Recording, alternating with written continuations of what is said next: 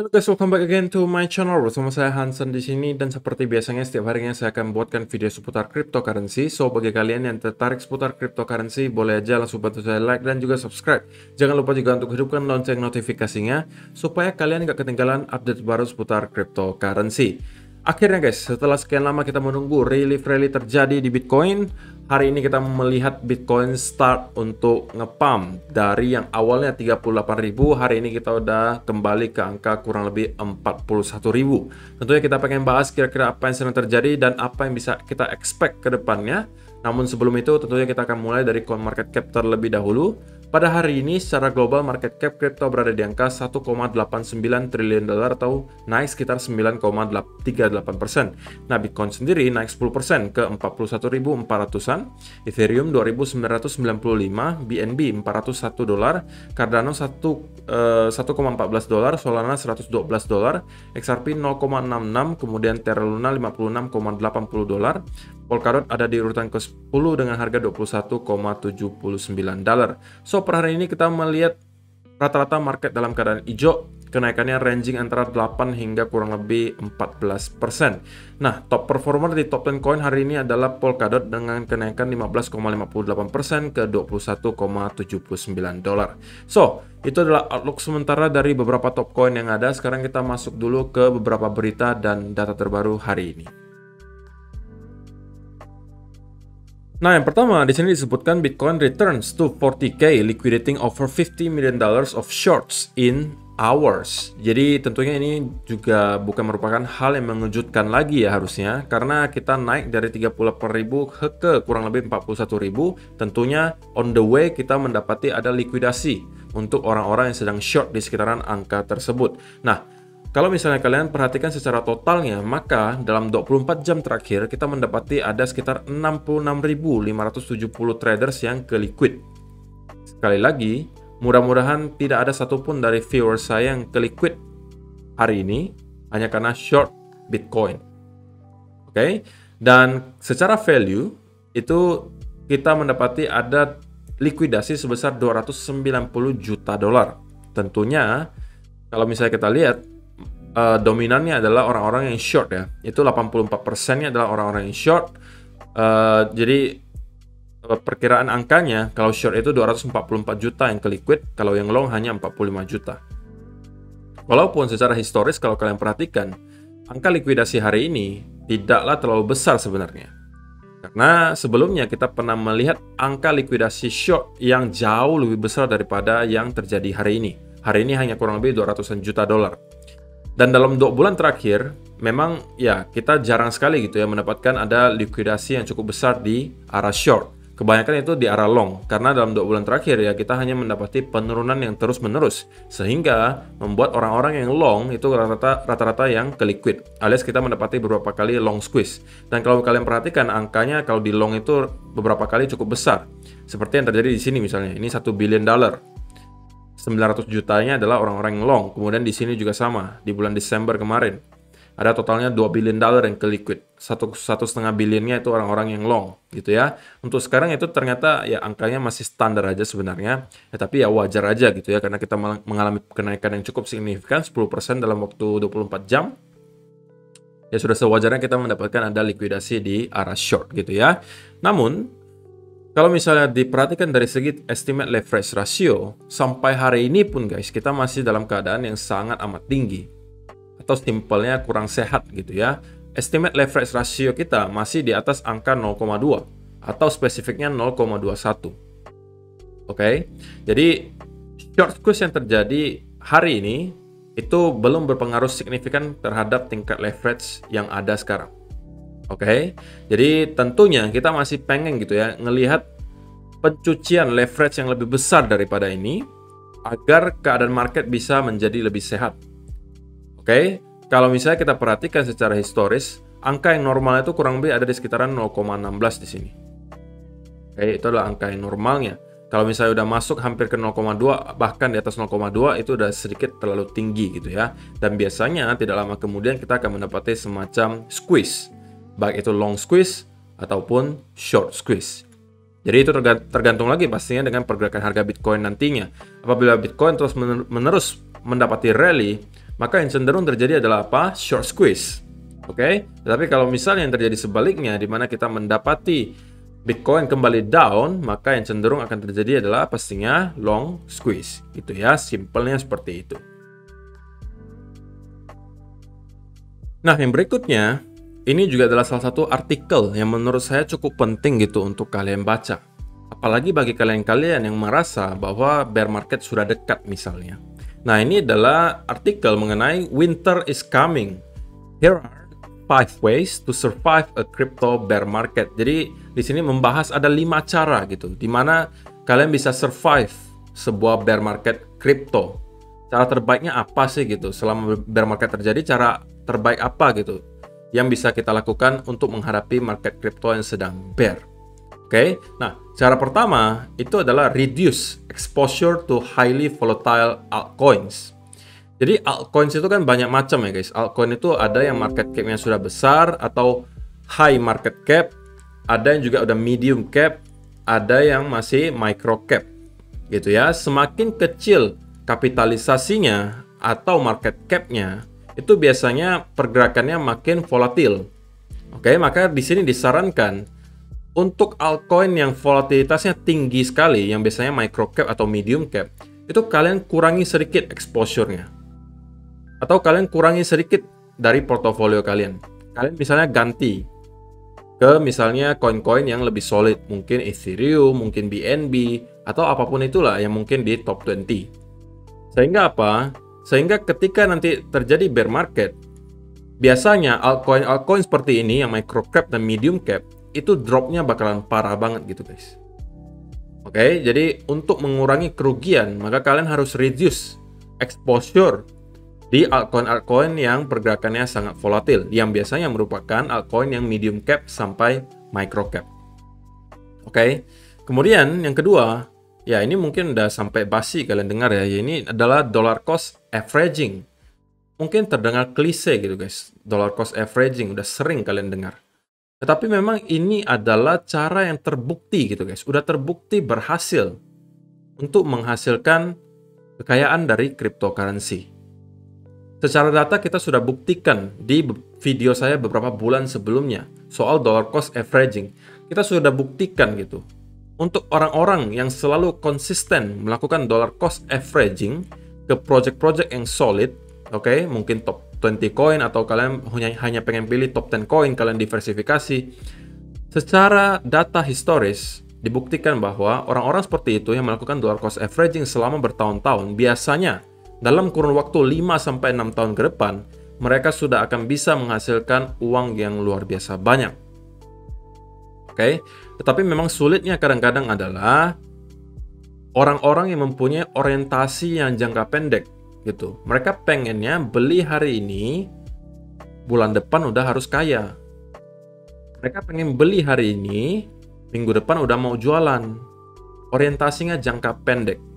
Itu bukan investor, tapi itu adalah trader. Kalau kalian trader mungkin beda cerita.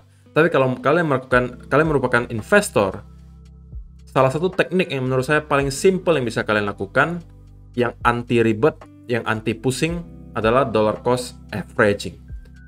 Pertama, kenapa anti ribet? Ya karena kalian cuma tetapkan plan-nya saja. Kalian mau 1 bulan sekali kah untuk beli, kalian mau seminggu sekali, kalian sudah ada jadwalnya gitu, seminggu sekali kah atau 3 hari sekali. Nggak ribet gitu, udah tahu. Oh, setiap 3 hari saya beli, setiap seminggu sekali saya beli. Udah ada jadwalnya, nggak ribet. Anti pusing. Kenapa bisa anti pusing? Ya karena kita tidak perlu capek-capek gitu guys, menebak kira-kira harga Bitcoin habis ini kemana nih, gitu kan? Dasar dari bear marketnya sebelah mana nih? Kita nggak perlu nebak gitu.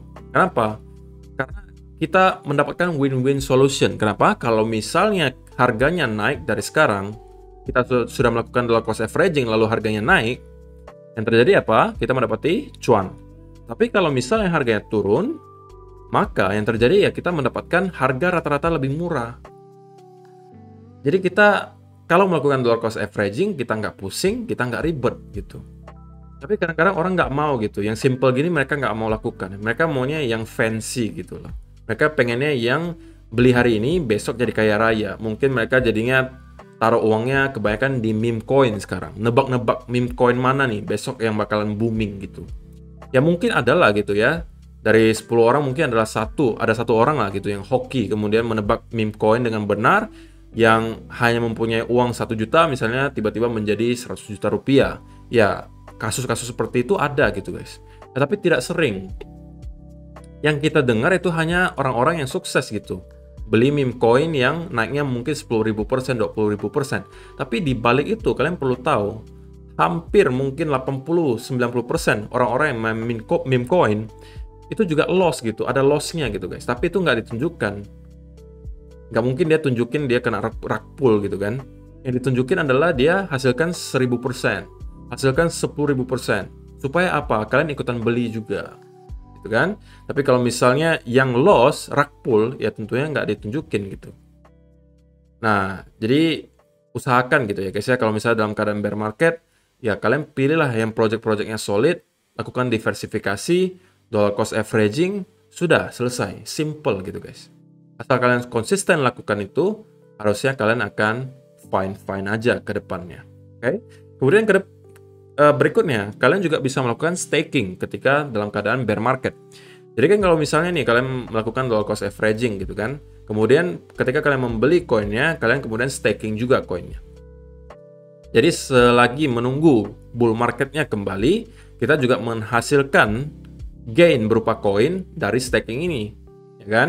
Dan ya staking walaupun persentasenya nggak wow banget, mungkin APY-nya ya 5%, ada 4%, atau maksimal mungkin 10%, tapi lumayan lah gitu guys. Daripada kalian cuma taruh di wallet nggak diapa-apain, yang mending kalian staking saja gitu kan. Dapat 5% setahun ya lumayan. Daripada kalian cuma taruh doang, nggak diapa-apain, nggak bekerja gitu kan. Nah, kemudian find projects with growing ecosystem and perks. Jadi pada intinya, pada saat bear market ya tentunya kita juga harus menyeleksi gitu ya, project-project yang akan kita investasikan dan kita lakukan dollar cost averaging. Kita harus find project atau cari project yang timnya solid, yang ekosistemnya terus bertumbuh, yang terus melakukan inovasi. Inilah kenapa selalu disampaikan guys, sebelum melakukan keputusan investasi, tentunya kalian harus terlebih dahulu melakukan riset. Do your own research. Supaya kalian mengerti apa yang kalian investasikan. Oke, supaya kalian juga secara mental tidak tergoyahkan. Kenapa? Karena kalian sudah tahu kenapa kalian beli koin tersebut.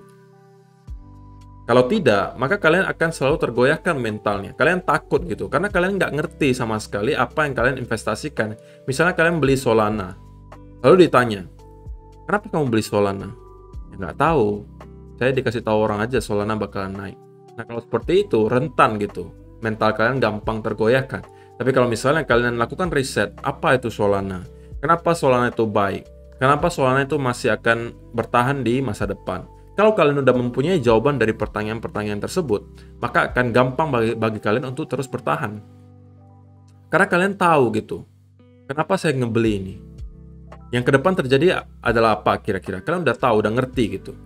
Itu bisa membantu kalian untuk tetap stay, hold koinnya, dan bahkan melakukan terus dollar cost averaging. Oke? Kemudian, invest in yourself. Nah, ini juga udah sempat saya bahas di video-video sebelumnya ya. Invest in yourself guys, jangan sampai kalian itu hanya fokus investasi di pasar modal, sedangkan kalian tidak mengembangkan diri kalian sendiri gitu.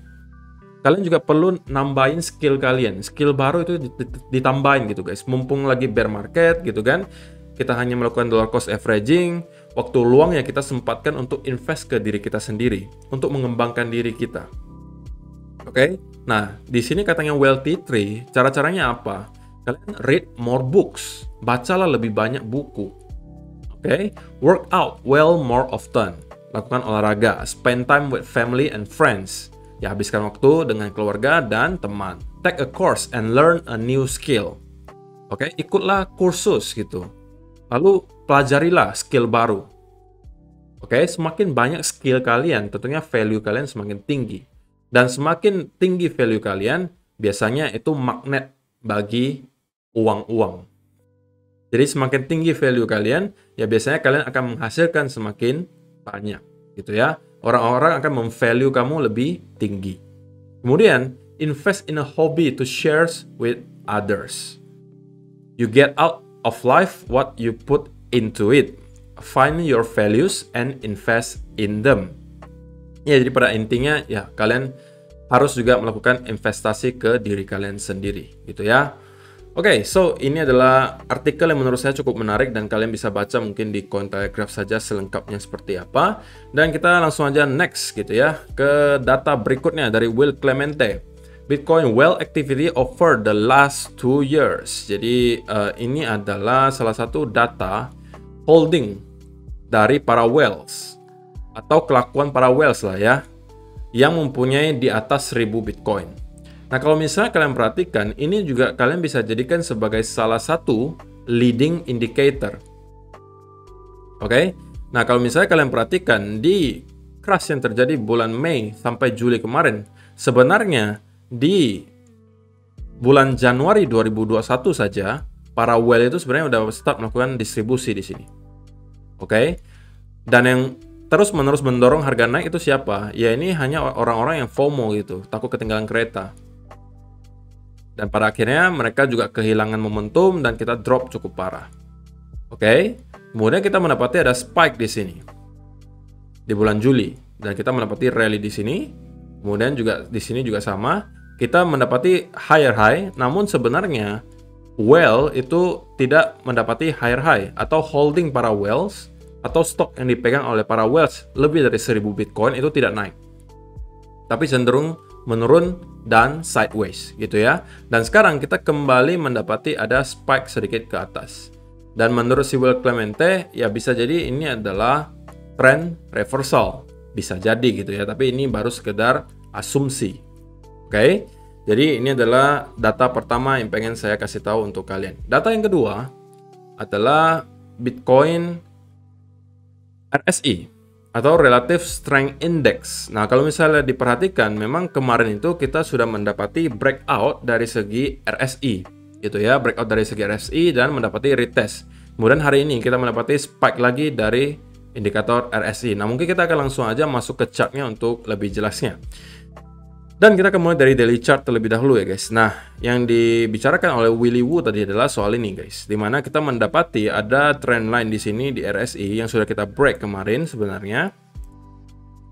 Kita sudah sempat break di sini, namun kita melakukan retest terlebih dahulu sebelum pada akhirnya hari ini kita mendapati spike yang cukup kencang ke atas. Oke, dan secara historis kalau misalnya kalian perhatikan, setiap kali kita break dari sebuah trend line yang cukup besar, maka itu kita akan mendapati semacam rally yang cukup panjang gitu. Ya, mudah-mudahan hal itu juga yang akan terjadi sekarang gitu ya guys ya. Mudah-mudahan. Oke. Dan kalau misalnya kita zoom in sedikit ke 4-hour chart, oke, maka kita akan bisa menemukan salah satu hal yang kemarin saya sebutkan atau mungkin di 1-hour chart ya lebih jelas. Nah, ini saya sampaikan kemarin guys, saya akan flip lagi ke arah bullish apabila kita sudah kembali reclaim apa? Area 37.500. Oke, ini adalah area yang dari kemarin memang sudah menahan Bitcoin, baik itu dijadikan area support maupun resistance. Dan kalau misalnya kalian perhatikan, ini rapi banget pergerakan Bitcoin. Kita break dari resistance-nya lagi, kemudian kita meretest trend line besarnya. Oke, kemudian sedikit reject dari trend line-nya, dan kita retest kembali area yang sebelumnya resistance di flip menjadi support. Dan pada akhirnya kita breakout ke atas. Dan saya juga udah sampaikan ke kalian, apabila gitu ya kita mampu break dari trend line di sini, ya saya sudah akan lagi flip ke arah bullish. Oke, dan akhirnya kita mendapati rally semacam ini yang cukup kencang. Bahkan kita sampai menembus langsung dari area major resistance di angka $40.000. Nah, kalau misalnya diperhatikan di 4-hour chart, maka kita akan menemukan sekarang indikator RSI itu dalam keadaan yang sangat overbought gitu ya. Maka akan masuk akal bagi kita untuk mendapati semacam konsolidasi terlebih dahulu di area sekitaran 40.000 di sini sebelum kemungkinan kita bisa melanjutkan kenaikan ke atas gitu ya, untuk ngereset lagi sedikit lah ya RSI di sini yang sudah cukup overbought. Kalau misalnya kita zoom out sedikit, ini mungkin dihapus dulu trend line-nya supaya lebih jelas ya. Nah, kalau kita zoom out sedikit, maka terakhir kali RSI se-overbought ini adalah di sekitaran 8 November, itu adalah di puncaknya gitu. Oke. Dan biasanya ketika RSI dalam keadaan yang sangat overbought seperti ini itu tidak akan lama gitu ya. Kemudian kita akan mendapati semacam retracement terlebih dahulu sebelum kita mungkin akan melanjutkan lagi kenaikan ke atas. So saya tidak akan heran apabila kita akan mendapati semacam konsolidasi dulu atau sideways movement di sekitaran 41 sampai 40.000 gitu ya. Dan sebenarnya itu yang pengen saya lihat gitu ya, bahwa kita tidak terus-menerus melakukan rally seperti ini, karena biasanya kalau seperti ini yang terjadi, kita terus-menerus rally, maka biasanya kalau terjadi retracement itu akan juga cukup tajam gitu. Oke, saya lebih prefer kenaikannya itu lebih natural gitu ya. Jadi kita naik lumayan, kemudian kita melakukan konsolidasi sedikit, kemudian kita isi bensin dulu, baru kita start lagi merangkak naik ke atas, baru kita konsolidasi lagi.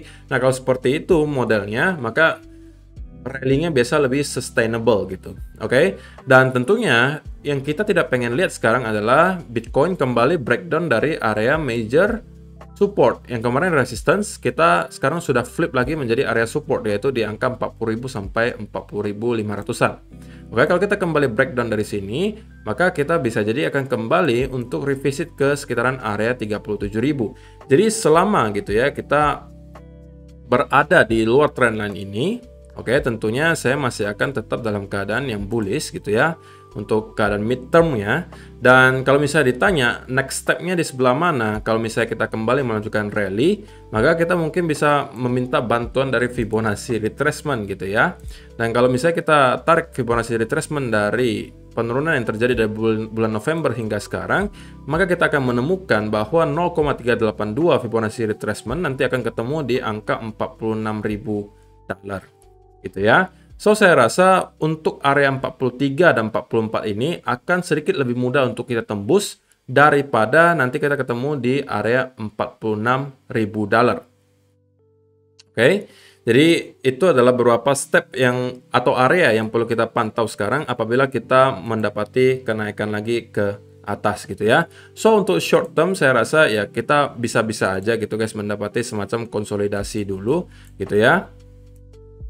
Justru itu adalah kalau misalnya kita mendapati ada pattern continuation di sekitaran sini, mungkin semacam bull flag atau apapun itu yang bisa menunjukkan bahwa kita kemungkinan akan melanjutkan rally ke atas. Justru ini adalah saat-saat terbaik gitu ya bagi kalian-kalian yang masih ketinggalan dan tidak sempat masuk di sekitaran sini untuk start untuk mencari setup di sekitaran sini. Oke, karena kita ada mendapati lagi pattern continuation. Dan kalau misalnya kita breakout dari pattern tersebut, maka itu bisa menjadi salah satu setup kalian. Tentunya ini bukan financial advice, saya hanya melakukan sharing saja apa yang akan saya lakukan. Kalau memang saya berada di posisi orang-orang yang belum sempat masuk, saya akan tunggu pattern continuation dan saya akan ikutan masuk gitu ya. Tentunya dengan risk and reward dan risk management yang jelas gitu ya. Nah kalau misalnya kalian ada sempat masuk di breakout di sini, ya selamat. Harusnya kalian sekarang udah dalam keadaan cuan yang lumayan banget gitu ya. Dan selama kita mampu bertahan di atas area 40.000, harusnya kita akan bisa melanjutkan lagi kenaikan ke atas. Dan next area resistance secara area itu sebenarnya di 43.000 sampai 44.000. Tapi kalau misalnya kita menunggu yang ada confluence Fibonacci-nya, maka itu akan ada sekitaran angka $46.000. Oke, tapi kalau misalnya kita tidak mendapati konsolidasi di sini, alias kita malah langsung drop dan mendapati semacam impulsive move lagi ke bawah seperti ini, maka yang terjadi bisa jadi kita akan kembali nge-retest lagi area 37.000. Namun so far saya rasa probability-nya lebih sedikit ke arah bullish gitu ya. Jadi saya lebih yakin bahwa kita hanya mempunyai satu dari dua scenario ini. Yang pertama adalah kita mendapati konsolidasi sebentar di sekitaran area sini. Oke, kemudian kita start lagi untuk merangkak naik ke atas, atau bahkan dari sini kita akan naik dulu. Oke, untuk nge-retest area resistance berikutnya di sekitaran 43.000, baru dari sini kita mungkin akan mendapatkan sedikit retracement dan dari sini kita baru akan naik lagi ke atas. So, itu aja sih untuk hari ini guys. Terima kasih yang sudah menonton sampai selesai. Semoga bermanfaat video hari ini dan kita akan bertemu lagi di video yang berikutnya. Bye-bye.